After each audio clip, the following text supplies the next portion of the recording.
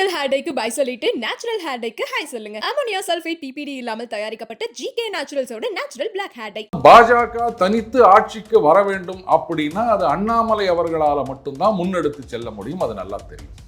பாஜக தனித்து ஆட்சிக்கு வருகின்றது ஆர் ஒரு 20-25% ஓட்டு அப்படின்றத ரீச் பண்றது அப்படின்னு ஆயிடுச்சுன்னா அதுக்கப்புறமா இந்த ரெண்டு கட்சிகளுடைய எதிர்காலம் கேள்விக்குறியாகும். பயம் வந்துடும். அந்த பர்சன் வந்தாலே ஒரு பயம் வந்துடும். அதுதான். அண்ட் ஒன்ஸ் பாஜக ஆட்சிக்கு வந்து விட்டது அப்படின்னு சொன்னா அதனால தான் அண்ணாமலையை எப்படியாவது கட்டணும். பாருங்க, இந்த 26ல திமுக ஜெயிச்சாலும் பரவாயில்ல, அண்ணாமலை ஜெயிக்க கூடாது. ஏன்னா அவர் ஜெயிச்சாச்சுன்னா அதுக்கப்புறம் ரெண்டு பேருக்குமே எதிர்காலம் இருக்காது அப்படின்னு நினைக்கிறாங்களோ நிரஞ்சன். அதனால தான் நாங்க இல்ல அண்ணாமலை ஜெயிக்க கூடாது அப்படின்னா ஒரு சட்டமன்ற வேட்பாளரோ அந்த மாதிரி எதுவுமே ஆகக்கூடாது. அவர் அரசியலையே இருக்கக்கூடாது. அவரை டிஸ்கிரெடிட் பண்ணி அவரை அரசியலை விட்டு ஒதுக்கணும். அண்ணாமலை அழிச்சி ஆகணும், அரசியல் இருக்கக்கூடாது, ஜெயிக்க கூடாது அப்படின்ட்டு திமுக அந்த விஷயங்கள்லாம் பண்றாங்கன்னா கொஞ்சம் குறைவு தான். அப்போ அமித்ஷா அவர்களுக்கு தெரியாது, மோடி அவர்களுக்கு தெரியாது, ஜேபி நட்டா அவர்களுக்கு தெரியாது இந்த மாதிரி அண்ணாமலை இயக்குவது திமுக அப்படின்னு. இங்க இருக்கிற சில அரசியல் புலிகள், ஆய்வாளர்கள், இவங்களுக்கு மட்டும்தான் தெரியுமா? மோடியோட நீங்க பெரிய ஆள் ஆயிட்டீங்க, அவருக்கு மேல நீங்க அப்பாட்டக்கர் ஆயிட்டீங்க. அவருக்கே நீங்க அரசியல் கற்றுக் கொடுக்குறீங்களா? வெக்கமா இல்லை இந்த மாதிரி சொல்றதுக்கு? இல்லாட்டா எதுக்குங்க நீங்க அண்ணாமலை பிடிச்சி சுத்திட்டு இருக்கீங்க? எனக்கு சொல்லுங்க. இப்ப அவர் மேல குற்றச்சாட்டு சொல்றதுனால உங்களுக்கு ஓட்டு வரப்போதா? யார் ஓட்டு போடுவாங்க? ஐயா, எல்லாம் நான் சொல்றேன், நீங்க சொல்ற குற்றச்சாட்டு ஜனங்க நம்புறாங்கன்னு வச்சுக்கோங்களேன். நீங்க இன்னும் தாவேகா திமுகவுடைய பி டீமான்னு கேட்குறீங்களே. ஏன்னா அதிமுக தமிழக பாஜக தான் திமுகவுடைய பி டீம் மாதிரி இருக்குது, B1 டீம் மாதிரி இருக்குது. கார்னர் பண்றதுக்கான காரணம் என்ன? ஒருத்தரை கார்னர் பண்ணி என்ன ஆக போகுது? அதைத்தான் நான் கேட்குறேன். நீங்க திமுகவில் கார்னர் பண்ணணும், ஆட்சிக்கு வரணும்னா சரி, நீங்க திமுகவை எதிர்த்து அரசியல் பண்ணணும்னா வழக்கமா எந்த கட்சியாக இருந்தாலும் ஆளுங்கட்சியை எதிர்த்து சொல்லுகின்ற முதல் குற்றச்சாட்டு, எடுக்கின்ற முதல் ஆயுதம் ஊழல் புகார். தேர்தல் வேலைன்னு அப்படியே இக்னோர் பண்ணிடுறாங்க. தேர்தலில் இதை தாங்க நீங்க வச்சு அரசியல் பண்ணணும். அப்புறம் எதை வச்சு அரசியல் பண்ணுவீங்க? திருப்பி தமிழகத்தை காட்டுவோம், தமிழகத்தை மீட்போம் அப்படின்னு சொன்னீங்கன்னா எதுக்காக மூக்கணும் அப்படின்னு கேட்டாங்கன்னா என்ன பதில் சொல்வீங்க?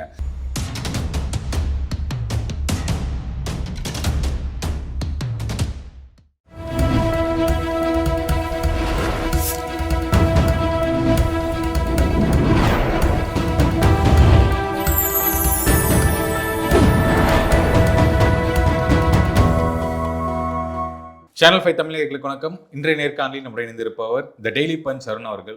வணக்கம் சார். வணக்கம் நிரஞ்சன் சார். கடந்த ஒரு ப்ரெஸ் மீட்டில் பார்த்தோம், அண்ணாமலை அவர்கள் பேசிட்டு இருந்தாரு. ஒரு கேள்வி என்னன்னா, ஸ்டாக் மார்க்கெட் இன்வெஸ்ட் பண்றீங்க, எங்கிருந்து காசு வருது, லேண்ட் வாங்குறீங்க, எங்கிருந்து வருது அப்படிங்கிற மாதிரி கேள்வியெல்லாம் கேட்டாங்க. அவருடைய பதிலும் நம்ம பார்த்தோம். உங்களுடைய கருத்து என்ன அந்த விஷயத்துக்கு? இது அண்ணாமலை அவர்கள்கிட்ட மட்டும் போயிட்டு இந்த கேள்வியை கேட்க வேண்டிய அவசியம் என்ன? இப்போ ஸ்டாக் மார்க்கெட்டில் இன்வெஸ்ட் பண்ணாத அரசியல்வாதிகள் ஆர் ஸ்டாக் மார்க்கெட்டில் இன்வெஸ்ட் பண்ணுற அரசியல்வாதிகள் ஒரு பெரிய லிஸ்ட் இருக்கும் இல்லையா? நிறைய பேர் இன்வெஸ்ட் பண்ணியிருப்பாங்க, ஆர் லேண்டில் இன்வெஸ்ட் பண்ணியிருப்பாங்க. 44 லட்சம் திருப்பதிக்கு டொனேஷன் கொடுக்குற அளவுக்கெல்லாம் இங்கே இருக்காங்க. எனக்கு என்னன்னா, நீங்கள் கொடுக்குறத பற்றி கூட நான் தப்பு சொல்லலைங்கோ, நீங்கள் கொடுங்கோ. ஆனால் இங்கே நம்ம ஸ்கூல் ஃபவுண்டேஷன் பள்ளிகள்லாம் அரசு பள்ளிகளை தரம் உயர்த்த வேண்டும், அதுக்காக டொனேஷன் கொடுங்கோ அப்படின்லாம் கேட்டுனுக்கிறோம். அதுக்கு கொடுத்தா நல்லா இருக்கும். இந்த சீசனுக்கு மட்டும் தலையை காமிப்பாங்களே ஒரு நடிகர் நடிகை, நீங்கள் கோயிலுக்கு கொடுக்கறது ஸ்கூலுக்கு கொடுங்கோ அப்படின்லாம் சொன்னாங்கல்ல, அவங்கெல்லாம் இப்போ எங்கே போனாங்கன்னு தெரியல. அதுதான். அடுத்தது, ஒருத்தர்கிட்ட போயிட்டு நீங்கள் இப்படி இன்வெஸ்ட் பண்ணுறீங்களா, எங்கேருந்து காசு வருது அப்படின்னா எல்லா அரசியல்வாதிகள்கிட்டையும் நீங்கள் இது மாதிரி இவ்வளோ லேண்ட் வாங்கிக்கிறீங்களே, இவ்வளோ பண்ணிக்கிறீங்களே, இவ்வளோ தொழில் பண்ணுறீங்களே, அதெல்லாம் எங்கேருந்து காசு வந்தது நம்ம யாரும் கேட்கறது கிடையாது. அதுக்காக அவர்கிட்ட கேட்கவே கூடாதுன்னு அப்படிலாம் சொல்லலை. கேட்டீங்க, அவர் பதில் சொல்லிட்டார். இப்போ நான் ஒன்று கேட்குறேன், அவர்கிட்ட கள்ளப்பணம் இருக்குது, கருப்பு பணம் இருக்குது, ஊழல் பணம் இருக்குது, இதுதான் இவர்களுடைய குற்றச்சாட்டு. எங்கேருந்து வந்தது பைசா, இவருக்கு வருமானமே கிடையாது அப்படின்னு. அதில் ஆச்சரியம் என்னன்னா, இந்த மாதிரி குற்றச்சாட்டை சொல்றவங்கெல்லாம் திமுக இல்லை, காங்கிரஸ் கிடையாது. அதிமுக பாஜக அந்த ரத்தம் தான் என் உடம்புல ஓடுது, ஏ பாசிட்டிவ்லாம் கிடையாது, இது ஏடிஎம்கே பாசிட்டிவ் அப்படின்னு சொல்றவங்க, பிஜேபின்னு சொல்றவங்க, இவங்க தான் இந்த மாதிரி கேள்வி கேட்டுனுக்கிறாங்க. அவங்க கட்சிக்காரங்களேவா? அந்த மாதிரி தான் சில பேர் இந்த மாதிரி சொல்லிட்டு இருக்காங்க. இப்போ என்னுடைய கேள்வி என்னன்னா, இது நீங்க அண்ணாமலையை குறை சொல்லலை, ஒட்டுமொத்தமாக பிஜேபியை குறை சொல்றீங்க. இப்போது நீங்களே சொல்கிறீங்க அண்ணாமலை வந்து இது மாதிரி இன்னார்கிட்ட பணம் வாங்கினார், கோடி கோடியாக வாங்கினார், 4000 கோடி சேர்த்துட்டார், 5000 கோடி சேர்த்துட்டார். சரி, அப்போ இதை பார்த்துட்டு கட்சி தலைமை சும்மா இருக்குதுன்னா என்ன அர்த்தம்? அப்போ கட்சியில் இருக்கவங்க ஊழல் பண்ணாலும் கட்சி தலைமை சும்மா இருக்கும். அப்போ பாஜக இஸ் அ பார்ட்டி வித் டிஃபரன்ஸ்னு யாரும் சொல்லாதீங்க. அப்படித்தானே நீங்கள் இப்போ அசிங்கப்படுத்திட்டீங்க எங்கள் கட்சியையும், கட்சி மேலிடத்தையும், கட்சி தலைவரையும், மோடி அவர்களையும். அப்போ நீங்கள் அண்ணாமலையை இழிவுபடுத்தலை, அவரை இழிவுபடுத்துற மூலமா ஒட்டுமொத்த பாஜகவையும், பிரதம மந்திரியையும், அமித்ஷாவையும், ஜே.பி. நட்டா அவர்களையும் அசிங்கப்படுத்திருக்கிறீங்க. உங்களுடைய அல்டிமேட் கோல் இதுவாக தான் இருக்குது. இப்போ அண்ணாமலை ஆஸ் லாங் அஸ் அவர் பாஜகவில் இருக்கிற வரைக்கும் நீங்கள் வந்து நாளைக்கு எலெக்ஷனுக்கு போறீங்கன்னு வச்சுக்கோங்களேன். இப்போ திமுக வந்து ஊழல் அப்படின்னு பாஜகவில் சொல்லிட்டு இருக்காங்க. அந்த கேள்வியை முன்வைக்க முடியுமா? அப்போ அவங்க திருப்பி கேட்பாங்கல்ல, என்ன நீங்களே அவங்க முன்னாள் கட்சி தலைவரை பற்றி இவ்வளோ சொல்லிட்டு ஒரு ஆக்ஷன் எடுக்கல, நீங்கள் எங்களை பற்றி கேட்குறீங்களா அப்படின்னு திமுக பதில் கேள்வி கேட்டாங்கன்னா இவங்க என்ன பண்ணுவாங்க? ஆனால் ஃபார்ச்சுனேட்லி திமுக ஊழல் அப்படின்னு பெருசாலாம் ஒன்றும் பேசுறது கிடையாது. அதிமுகவோ பாஜக தலைவர்களோ அந்த பக்கமே போகிறது கிடையாது. இடியில் வந்து அந்த ஸ்டேட் போலீஸ்க்கு எழுதிக்கிறாங்க, இந்த மாதிரி வந்து செலெக்ஷனில் ஊழல் நடந்திருக்குது, எங்ககிட்ட எவிடன்ஸ் எல்லாம் இருக்குது. அதுக்கு கூட ஒன்றுமே பெரிய ரியாக்ஷன் இல்லை. இந்நேரம் எவ்வளோ இது பண்ணியிருக்கணும். அட்லீஸ்ட் ஒரு கோர்ட்டுக்கு அது போயிட்டு இதை வந்து இங்கே பார்க்கணும், அப்படி இல்லாட்டா கோர்ட்டு தலையிட்டு எஃப்ஐஆர் ஃபைல் பண்ண சொல்லணும், அப்படின்னாது ஏதாவது பண்ணியிருக்கணும். அப்படி எதுவும் பண்ணாமல் தேர்தல் வேலைன்னு அப்படியே இக்னோர் பண்ணிடுறாங்க. அப்போலாம் தேர்தலில் இதை தாங்க நீங்கள் வச்சு அரசியல் பண்ணணும். அப்புறம் எதை வச்சு அரசியல் பண்ணுவீங்க? திருப்பி திருப்பி தமிழகத்தை காட்போம், தமிழகத்தை மீட்போம் அப்படின்னு சொன்னீங்கன்னா எதுக்காக மூக்கணும் அப்படின்னு கேட்டாங்கன்னா என்ன பதில் சொல்வீங்க? இதுதானே உங்களுக்கு சரியான ஆப்பர்ச்சுனிட்டி. பார்த்தீங்களா, இது வேற. அது செந்தில் பாலாஜி ஊழல் ஊழல் ஊழல்னு சொல்லிட்டு இருக்கிறாங்கப்பா. அவர் வந்து இத்தனை கோடி பண்ணிட்டாரு பாருங்க, அவனுக்கு அமைச்சர் பதவி கொடுத்தாங்க. அது மு.க. ஸ்டாலின் அவர்கள் வந்து அன்னைக்கு செந்தில் பாலாஜி அவர்களை எப்படியெல்லாம் வந்து ஊழல் அப்படி இப்படிலாம் சொன்னாரு, இன்னைக்கு அவருக்கே ஆதரவு கொடுத்துன்னுக்குறாங்க அப்படின்னு. இது திமுகவில் கூட வந்து யாரும் அதை பெருசாக கேட்கல. இப்போ நான் கேட்கட்டேன், அந்த ஊழல்லாம் எப்போ நடந்தது? திமுக ஆட்சியில் இருக்கும்போது தான் செந்தில் பாலாஜி நீங்க சொல்ற குற்றச்சாட்டுக்கான அந்த ஊழலை பண்ணாரா? அதிமுக ஆட்சியில் இருக்கும்போது தானே. சரி, அதுக்கப்புறமா அப்போ ஜெயலலிதா அவர்கள் வந்து அவரை கட்டம் கட்டினாங்க, பதவியிலேருந்து நீக்கினாங்க. இன்னைக்கு அந்த கேஸ்லாம் நடந்துருக்குறேன். அந்த எஃப்ஐஆர் எப்போ ஃபைல் பண்றாங்க தெரியுமா உங்களுக்கு? எலெக்ஷனுக்கு 21 எலெக்ஷனுக்கு கொஞ்ச நாள் முன்னாடி. இந்த ஊழல் நடந்ததாக சொல்லப்படுவது 16, 17, 18 காலகட்டம் நினைக்கிறேன், 17ன்னு நினைக்கிறேன். ஆனால் எலெக்ஷனுக்கு முன்னாடி கொஞ்ச நாள் முன்னாடி தான் எஃப்ஐஆர் அப்படின்றதே வருதுன்னு நினைக்கிறேன். நீங்கள் அதை பார்த்தீங்கன்னா தெரியும் ஏன் அவ்வளோ டிலே பண்ணாங்க. ஸோ இவங்களால அதை கேட்க முடியாது. அப்போது திமுக ஊழலை பற்றி பேச முடியாதுன்றதுக்காக உங்கள் கூட்டணி கட்சி யார், உங்கள் கட்சி முன்னாள் தலைவர் அவர் மேலேயே ஊழல் புகார் சொல்லுவீங்களா நீங்கள்? அப்புறம் எப்படிங்க நீங்கள் வந்து எலெக்ஷனில் ஜெயிக்க போகிறதா நினச்சிட்டு இருக்கீங்க?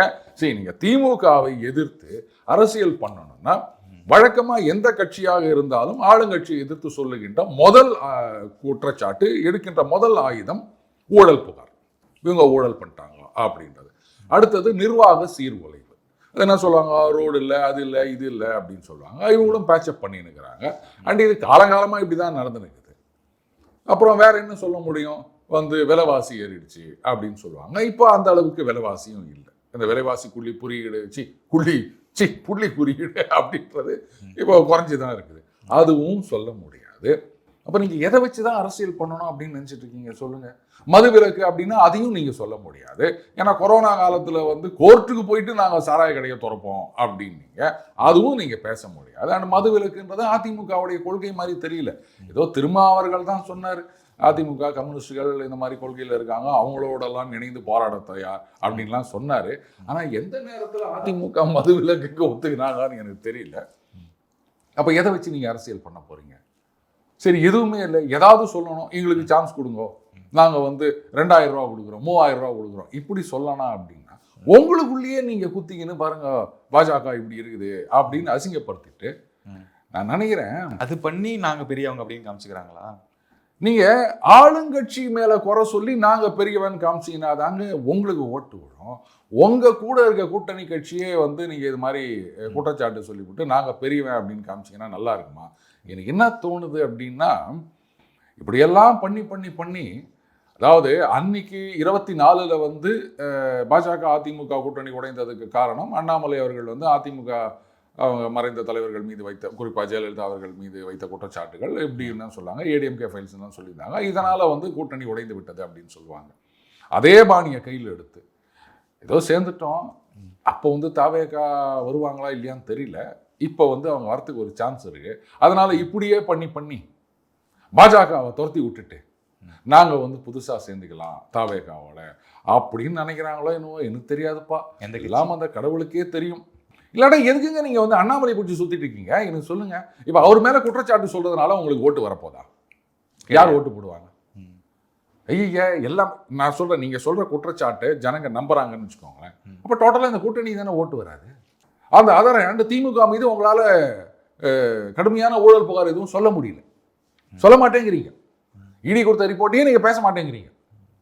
அப்போ அவங்க மேலே ஊழல் புகார் வைக்க மாட்டோம், எங்களுக்குள்ளேயே நாங்கள் வந்து ஒருத்தருக்கு ஒருத்தர் ஆட்சி விளையாடிப்போம் அப்படின்னா அப்போ நீங்கள் தான் திமுக மறுபடியும் ஆட்சிக்கு வருவதற்கு ஹெல்ப் பண்ணிருக்கிறீங்க. நீங்கள் இன்னும் தாவேகா வந்து திமுகவுடைய பி டீமான்னு கேட்குறீங்களா? ஏன்னா அதிமுக தமிழக பாஜக தான் திமுகவுடைய பி டீம் மாதிரி இருக்குது, B1 டீம் மாதிரி இருக்குது. கார்னர் பண்றதுக்கான காரணம் என்ன? ஒருத்தரை கார்னர் பண்ணி என்ன ஆக போகுது? அதைத்தான் நான் கேட்குறேன். நீங்கள் திமுகவில் கார்னர் பண்ணணும், ஆட்சிக்கு வரணும்னா அண்ணாமலைக்கு ஏன் கார்னர் பண்ணிருக்கிறீங்க? இந்த கேள்விக்கு யாராவது பதில் சொன்னீங்கன்னா ஏன் மண்டை குடைச்சல் கொஞ்சம் நிற்கும்னு நினைக்கிறேன். திமுகவில் இருக்க யாரையாவது நீங்கள் கார்னர் பண்ணிருக்கிறீங்களா? இல்லை சார், நம்ம வேற எது ஆங்கிள் யோசிக்கலாம், நம்ம கூட யோசிக்கலாம். திரும்ப தலைமைக்கு வர போறாரு, இல்லை ஒரு பொறுப்புக்கு போக போறாரா, இல்லை அவரால் ஏதோ பாதிப்பு இருக்கா அதிமுகவுக்கு? எதனால இது? நம்மளே நிறைய கேள்விகள் வச்சிருக்கோமே. சரி, நான் அதுக்கு பதில் சொல்லிட்டா. இப்போ திமுக அதிமுக சமீபத்தில் ஒரு அமைச்சர் பேசினார், அதிமுக ஆள வேண்டும், இல்லை என்றால் திமுக வாழ வேண்டும். அப்போ கூட இருக்க பாஜக நாசமாய் போகட்டும் அப்படின்னு தான் நினச்சிருக்கிறீங்களா? அப்புறம் எதுக்கு கூட்டணி சேர்ந்தீங்க? எதுக்கு அவங்கள தூக்கி சுமக்கிறீங்க? நீங்கள் தான் சொன்னீங்கல்ல அது வேஸ்ட் லக்கேஜ். அண்ணன் ஜெயக்குமார் சொன்னார் அவங்களால மைனாரிட்டி ஓட்டுகள் கிடைக்காதுன்னு சொன்னீங்கல்ல. இப்போ எப்படி? அது பாராளுமன்ற தேர்தலுக்கு, சட்டமன்ற தேர்தலுக்கு மைனாரிட்டி ஓட்டுகள் கிடைக்கும் அப்படின்னு சொல்றீங்களா? அண்ணன் ஜெயக்குமார் அதானே சொன்னார், சட்டமன்ற தேர்தலில் தோத்ததுக்கு காரணமே என் தொகுதியில் வந்து 40,000 வந்து மைனாரிட்டி கிறிஸ்டியன் முஸ்லீம் ஓட்டு இருக்குது, அது கிடைக்கல. அவங்க என்ன பார்த்து சொன்னாங்க என்னங்க பண்றது வேஸ்ட் லக்கேஜ்னு சொன்னேன். இல்லாட்டா நான் இன்னைக்கு எம்எல்ஏவா சட்டசபைக்கு போயிருப்பேன். 25 வருஷமா எம்எல்ஏவா இருக்கேன். முடிசூடா மன்னன் நான் சொல்லலாம். இல்லை, இப்போ இந்த தேர்தலே அதே நிலைமை தானே அவருக்கு. 21 சட்டமன்ற தேர்தல் தான் தோத்து போனாரு. அப்போ 26ல் வந்து எப்படி அந்த மைனாரிட்டி வாக்குகள் மனநிலை மாறிடுமா? அந்த போன மாதம் இது இந்த மாதம் அப்படின்ட்டு இந்த தடவை கூட்டணி இருந்தாலும் ஓட்டு போட போகிறாங்களா? ஸோ இந்த ஜஸ்டிஃபிகேஷனே முதல்ல சரியில்லை. சேர்ந்தீங்களா ரைட்டு, கூட்டணி ஒன்றா இருக்கும்போது ஒன்று பேசுறது, அது ஒட்சிக்கின்னு வெளில போன பிறகு வேற பேசுறது அப்படின்றது தான் சர்வசாதாரணம். வைகோ அவர்கள் வந்து திமுக பற்றியோ இல்லை கலைஞரை பற்றியோ இல்லை ஸ்டாலின் அவர்களை பற்றியோ பேசாத பேச்சா இன்னைக்கு வந்து எங்கள் கூட்டணி உறுதுணையாக வந்து உறுதியாக இருக்கின்றது அப்படின்லாம் பேசினுக்கிறாரு. அது வேற விஷயம்.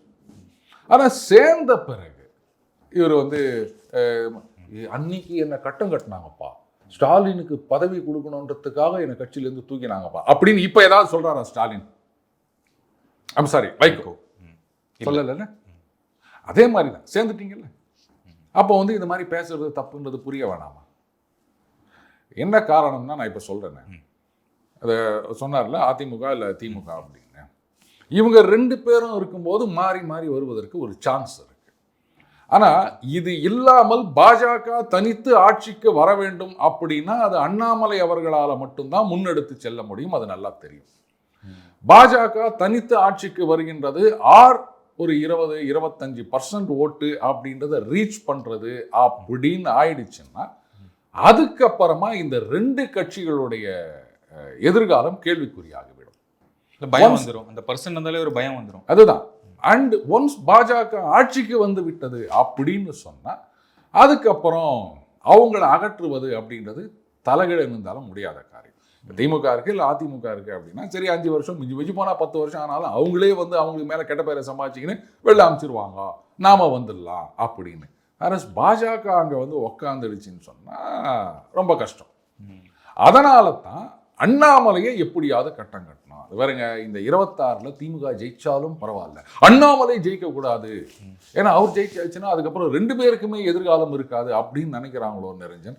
அதனால தான் வந்து நாங்க அண்ணாமலை ஜெயிக்க கூடாது அப்படின்னா ஒரு சட்டமன்ற வேட்பாளரோ அந்த மாதிரி எதுவுமே ஆகக்கூடாது, அவர் அரசியலையே இருக்கக்கூடாது, அவரை டிஸ்கிரெடிட் பண்ணி அவரை அரசியலை விட்டு ஒதுக்கணும். அப்படி பண்ணிட்டோம்னு சொன்னா அதுக்கப்புறம் நம்ம 2 பேர்களை என்னப்பா அங்காளி பங்காளி தானப்பா, ஒன்று நீ வரணும் இல்லை நான் வரணும், நான் ஆளணும் நீ வாழணும், இப்படியே நம்ம பண்ணிட்டு இருப்போம். அந்த முத்துக்கால சொல்வாரு செத்து விளையாடலாமா அப்படின்ற மாதிரி நம்ம தோத்து ஜெயிச்சு விளையாடலாமா, நம்ம 2 பேரே மாற்றி இது பண்ணிப்போம், இன்னொருத்தர் வந்துடக்கூடாது. அப்படி பாஜக வரணும்னா அது அண்ணாமலை இருந்தா மட்டும்தான் முடியும். யோசிச்சு பாருங்க. இல்ல சார், இது வந்து திமுக பெருசா நீங்க சொன்ன விஷயத்தை கண்டுக்கிறாங்களான்னு பார்த்தா கிடையாது அப்படின்னு தான் நான் சொல்லுவேன். அண்ணாமலை வந்து அழிச்சே ஆகணும், அரசியல் இருக்கவே கூடாது, ஜெயிக்க கூடாது அப்படின்ட்டு திமுக இந்த விஷயங்கள்லாம் பண்றாங்கன்னா கொஞ்சம் குறைவு தான். இதுல இருந்தே தெரியலையா? உடனே சொல்லுவாங்க, ஏங்க திமுக தான் வந்து அண்ணாமலைக்கு பின்னாடி இருந்து இயக்குகின்றது, அதனால வந்து திமுக எப்படி அண்ணாமலைக்கு எதிராக நடந்துப்பாங்க அப்படின்னு. அப்ப அமித்ஷா அவர்களுக்கு தெரியாது, மோடி அவர்களுக்கு தெரியாது, ஜேபி நட்டா அவர்களுக்கு தெரியாது இந்த மாதிரி அண்ணாமலை இயக்குவது திமுக அப்படின்னு. இங்க இருக்கிற சில அரசியல் புலிகள், ஆய்வாளர்கள், இவங்களுக்கு மட்டும்தான் தெரியுமா? மோடியோட நீங்க பெரிய ஆள் ஆயிட்டீங்க, அவருக்கு மேல நீங்க அப்பாட்டக்கர் ஆயிட்டீங்க, அவருக்கே நீங்க அரசியல் கத்துக் கொடுக்குறீங்களா? வெக்கமா இல்ல இந்த மாதிரி சொல்றதுக்கு? இப்ப புரியுதுங்களா உங்களுக்கு? சரி, இந்த மாதிரி நீங்க நினைக்கிறது உண்மை அப்படின்னா இப்ப நீங்க தான் வந்து சரி மோடிக்கு தெரியாத விஷயத்தை நீங்க சொல்லி கொடுத்துட்டீங்க, அவருக்கு இதெல்லாம் வந்து பிடிபடலை, அந்த அளவுக்கு உங்க அளவுக்கு மோடிக்கோ இல்லை அமித்ஷா அவர்களுக்கோ அரசியல் புரிதல் இல்லப்பா, நான் ஒத்துக்கிறேன்ப்பா, இன்னும் ஏன் நடவடிக்கை எடுக்காம இருக்காங்க? ஏங்க திமுக தாங்க பின்னாடி இருந்து இயக்குகின்றது, நாங்க பாருங்க இவ்வளோ ஆதாரம் கொடுத்துக்கிறோம் அப்படின்னு சொல்லியும் அவங்க நடவடிக்கை எடுக்காம இருக்காங்க அப்படின்னா இப்படி மோடி அமித்ஷா அவர்களையும் வந்து திமுக தான் இயக்குகிறது அப்படின்னு நாளைக்கு நீங்க சொல்லுவீங்களோ? சொன்னாலும் ஆச்சரியப்படுறதுக்கு இல்லை, இவ்வளோ சொல்றவங்க அதையும் சொல்லிட்டு போங்க. எங்கேயாவது லாஜிக் இருக்கா? இப்ப இந்த மாதிரி கேள்வி கேட்டா உங்களுக்கு என்ன பதில் சொல்ல முடியும் சொல்லுங்க? இவங்களுக்கு அதுதான். இப்ப திமுக வந்து ஏன் எதிர்க்கவில்லை அப்படின்னா நீங்க இந்த மாதிரி சண்டை போட்டுக்கிறீங்கன்னு வச்சுக்கோங்களேன், அது அவங்களுக்கு அட்வான்டேஜ், அதைத்தான் அவங்க எதிர்பார்க்குறாங்க. எப்போ வந்து நீங்க உங்க கட்சி முன்னாள் தலைவரையே நீங்க இந்த மாதிரி வந்து குற்றச்சாட்டு சொல்லின்னு இருக்கிறீங்களோ, ஆடாம ஜெயிச்சோமடா அப்படின்ற மாதிரி நான் எதுக்குங்க அரசியல் பண்ணணும்? அவங்களே வந்து இது மாதிரிலாம் பண்ணிக்கின்னு அந்த கூட்டணியை அவங்களே வந்து கெடுத்துக்க போறாங்க. இதுல நாங்க வேற கூட போனோமா? இப்போ உங்களுக்கு வேண்டாதவங்க 2 பேர் இருக்காங்க, 2 பேரையும் நீங்க எதிர்க்கணும் அப்படின்னு நினைக்கிறீங்க. அப்ப அந்த 2 பேரும் சண்டை போட்டுக்கிறாங்கன்னும் போது நீங்க கூட போயிட்டு சமாதானம் பண்ணுவீங்களா? அடிச்சுக்கிட்டோம் விடு, நமக்கு என்ன வந்தது, இப்படிதானே இருப்பீங்க. ஸோ திமுக யாரா இருந்தாலும் அப்படித்தான் இருப்பாங்க, இருக்கிறாங்க. இதுல என்ன தப்பு சொல்ல முடியும்? அவங்க ஏன் வந்து எதிர்க்கல அப்படின்னா, எப்பா நீங்கெல்லாம் அவங்களுக்கு அட்வான்டேஜா தானே பண்ணி நிற்கிறீங்க. நீங்க எவ்வளோக்கு எவ்வளோ நீங்க வந்து அண்ணாமலை மேல குற்றச்சாட்டு சொல்றீங்களோ அந்த அளவுக்கு திமுகவுக்கு அது அட்வான்டேஜ். எஸ், இந்த அட்வான்டேஜ் தாண்டி இன்னொரு அட்வான்டேஜ் புதுசா கிளம்புது. பீகார்ல நடந்த மாதிரி ஓபிஎஸ், டிடிவி, செங்கோட்டையன் இவங்க ஒரு அணி ஆரம்பிச்சாலும் இது என்டிஏ கூட்டணிக்கு ஒரு பாதிப்பா இருக்குமா? சேருவாங்களா அப்படிங்கிறது கேள்விதான். மறுபடியும் நான் ஒன்று சொல்லிட்டா, இந்த சுச்சுவேஷன்ல தயவு செஞ்சு யாரும் புதுசா கட்சி ஆரம்பிக்கிறேன் அப்படின்னு போயிடாதீங்க. குறிப்பா டிடிவி தினகரன் அவர்களுக்கு நான் ஒரு வேண்டுகோளாகவே வைக்கிறேன். நீங்க பாட்டுக்கு உங்க கட்சி வந்து 234 தொகுதியிலையும் போட்டி போடுறேன் அப்படின்னு சொல்லிவிட்டு எதுக்கு கெட்ட பேர் வாங்கிக்கிறீங்க? என்டிஏ தோத்ததுக்கு இவர் தான் காரணம்னு சொல்லுவாங்க. அந்த ஓட்டு பர்சன்டேஜ் பார்த்தா தெரியும். இப்போ 21 எலெக்ஷன் எடுத்துக்காங்க, 21 தேர்தலில் வந்து அந்த அமமுக வாக்குகளை பிரித்தது அதெல்லாம் போயிடுச்சு அப்படின்னு சொல்லுவாங்க. நீங்கள் அமமுக வாக்குகள் எடுத்து பாருங்க, ஒரு 24 தொகுதிகள்னு நினைக்கிறேன், மேக்சிமம் அவ்வளோதான். அதில் தான் வந்து அமமுக வாக்குகள் பிரிந்ததுனால அதிமுக தோற்றுறது. அண்ட் அதில் கிட்டத்தட்ட ஒரு 10 தொகுதிகள் வந்து நீங்கள் சொல்கிறீங்கல்ல அமமுகக்கு இதெல்லாம் வந்து ட்ரெடிஷ்னல் ஓட்டர் பேஸ், அவங்களுடைய ஆதரவாளர்கள் இருக்காங்க, இது ஜாதி ரீதியாக சில பேர் சொல்கிறாங்க. 10 தொகுதிகள் பார்த்தீங்கன்னா வித்தியாசமாக இருக்குது. திருப்போரூர் நினைக்கிறேன், அதுக்கப்புறம் வேலூர் அண்ணன் துரைமுருகன் போட்டி போட்டார்ல அந்த தொகுதி, அதுக்கப்புறம் இந்த பக்கம் நெய்வேலின்னு நினைக்கிறேன் ஒரு வேல்முருகன் அவர்கள் போட்டி போட்டார் அந்த தொகுதின்னு நினைக்கிறேன், சரியா ஞாபகம் இல்லை. ஒரு 10 தொகுதி, பட் நான் அதை பார்த்தேன். நான் அதெல்லாம் வந்து அவருக்கு சம்மந்தமில்லாத தொகுதிகள். அந்த இடத்துலலாம் அவங்க வாக்கை பிரிச்சிருக்காங்க. அஃப்கோர்ஸ் வேலூரில் அப்படின்னும் போது அங்கே வந்து திமுக வாக்குகளே அமமுகவுக்கு போயிருக்குன்னு நினைக்கிறேன். ஏன்னா அங்கே வந்து துரைமுருகன் அவர்கள் வந்து ரொம்ப வருஷமாக இருக்காங்கன்றதுனால உள்ளுக்குள்ளேயே கொஞ்சம் புகைச்சல் இருக்குது அப்படின்னு சொன்னாங்க. அவர் வேற சொல்லியிருந்தார், எலெக்ஷன் வரைக்கும் யாரும் போட்டு கொடுக்காதீங்கப்பா அப்படின்லாம் வேற சொல்லியிருந்தார் இல்லையா? ஸோ அதனுடைய விளைவாக இருக்கும் அப்படின்னு நான் பார்க்குறேன். அதனால் இந்த தடவை அமமுக அப்படியே ஒதுக்கிட்டா கூட நல்லதுன்னு நினைக்கிறேன். அவங்களே தோத்துக்கிட்டோம்ப்பா, அப்போ நீங்கள் வாங்க சரிங்களா, சொன்னமா இல்லையா, நீங்கள் பாட்டுக்கு எலெக்ஷனில் நிற்கிறேன்னு சொல்லி அந்த பழியை ஏன் நீங்கள் சுமக்கணும்? அதனால் ஒதுங்கி நின்று வேடிக்கை பார்த்துட்டு அதுக்கப்புறம் இவங்க தோற்று போயிட்டாங்க அப்படின்னு சொன்னால் அப்போ நீங்கள் சொல்லலாம், ஆட்டோமேட்டிக்காக வந்து உங்களை கூப்பிட்டுப்பாங்க, தலைமை பதவி கூட கொடுக்கலாம், என்ன வேணா நடக்கலாம். ஸோ இதுதான் இந்த சேர்கிறது, இந்த கோஷ்டி கானம் பாடுறது அதெல்லாம் விட்டு தள்ளிடலாம் நிரஞ்சன். ஓகே சார், உங்கள் நேர்காணல் மிக்க நன்றி. வணக்கம் சார். நன்றி நிரஞ்சன்.